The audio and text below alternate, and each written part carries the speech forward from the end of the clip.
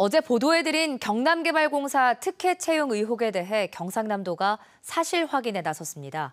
그런데 취재 결과 특혜 의혹을 받고 있는 경남개발공사의 이 채용 과정을 경상남도가 이미 지난해 적발했던 것으로 확인됐습니다.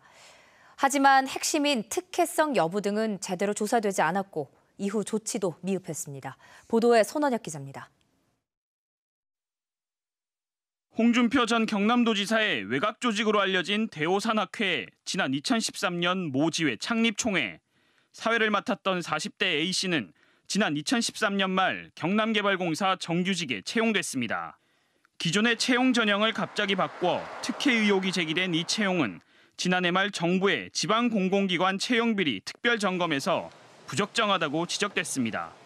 하지만 당시 정부와 경상남도는 시험 과목 임의 변경에 문제가 있다고 지적하고도 채점과 면접 등이 공정하게 진행됐는지는 제대로 확인하지 않았습니다. 당시 채용 실무 책임자 한 명은 3년 징계 시효가 지났다며 훈계에 그쳤고 다른 한 명에게 내려진 감봉 징계는 견책으로 수위가 한 단계 낮아졌습니다. 이에 대해 경상남도 감사관실은 모든 것을 살피기에는 시간적 제약이 있었고 제보가 없으면 특혜 여부는 밝히기 어렵다고 해명했습니다. 경상남도가 산하기관 비리에 대해 제 식구 감싸기라는 비판이 나오는 대목입니다. 특정인을 염두에 둔 채용이라고 한다면은 더 큰 범죄이고 이것은 서사를 밝혀져야 된다고 봅니다. 우리 도민들의 자식들, 서민의 자식들이 얻었을 그 허탈함이라든가 불공정은 이루 말할 수가 없습니다.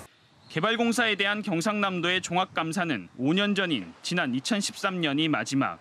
통상 3년 주기로 하게 돼 있지만 다른 출자 출연 기간과 달리 이마저도 지키지 않았습니다. 경상남도는 보도자료를 내고 감사관실을 통해 제기된 의혹에 대해 추가 확인을 거쳐 적절한 조치를 하겠다고 밝혔습니다. KBS 뉴스 손원혁입니다.